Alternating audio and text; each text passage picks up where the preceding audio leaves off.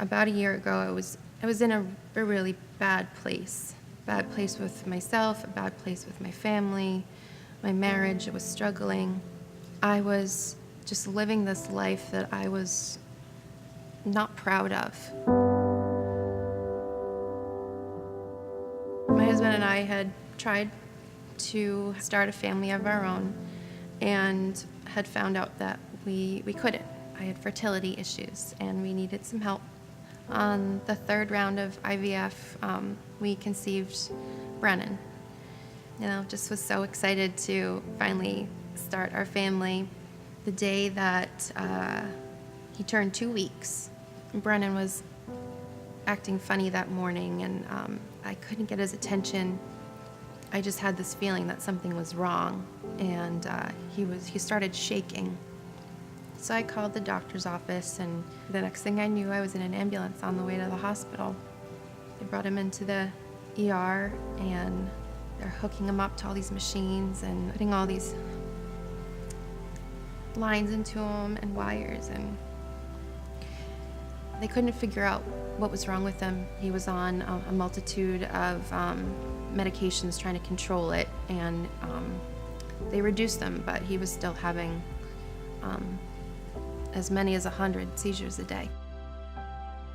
They were referring us to a doctor, a specialist at Boston Children's, and within 24 hours he had diagnosed him focal cortical dysplasia, which means that half of his brain had been malformed in utero. No matter how many medications he was put on, and no matter what the dose, he would always have seizures unless he had brain surgery. So his first surgery was January of 2011, and he came out of surgery, and unfortunately he was still having seizures. I was angry. I didn't understand why Brennan was being punished. This beautiful baby was in so much pain and suffering and going through things that no child should ever have to go through. We wanted to give him some time to recuperate before going in for another surgery. I ended up finding out that I was miraculously pregnant with Bridget. And that was pretty much the last thing on our minds, was getting ready to have another child. So Brennan had his second surgery November 16th, 2011. We were just so grateful because we had a healthy baby girl on the way, and Brennan was seemingly seizure-free.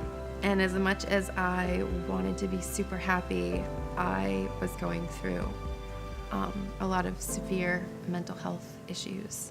As Brennan started to get better, I started to get worse and worse.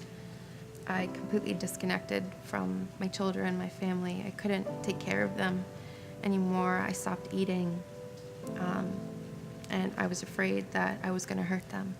I was hospitalized. It was probably one of the worst experiences. I felt like I had failed at life. I always felt like God had it out for me.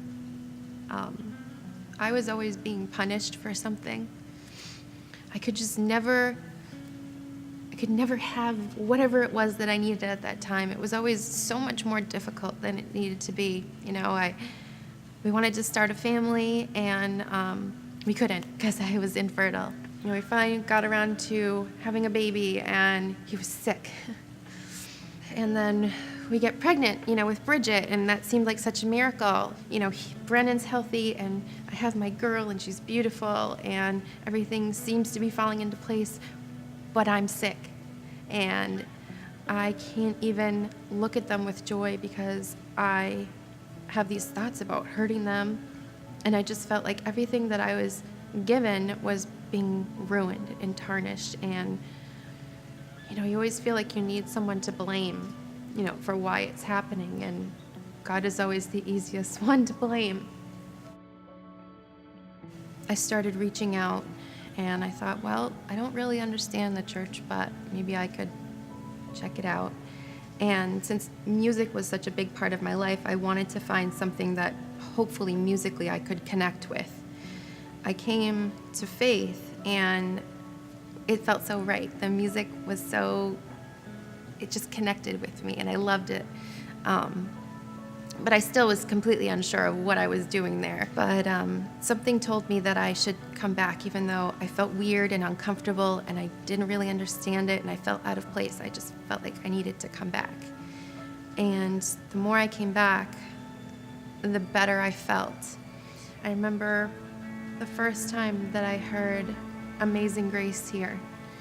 And everyone's heard Amazing Grace. I've heard it a million times, but I don't think I'd really heard it before, really listened. You know, Amazing Grace, how sweet the sound that saved a wretch like me. And I heard those words and I just started crying because I felt like a wretch. I felt like I had turned into this shell of myself that I was no longer proud of, but I could be saved, that I could be forgiven. I think at that moment I realized that I could trust. I could trust in God. I could trust in Jesus. The more I sang and the more I worshiped, the more I felt closer to God, and I felt that connection. And I knew that there was no other place that I would rather be than worshiping His name, helping people find that peace and that love that Jesus has given me. My name is Elise, and I've decided to follow Jesus.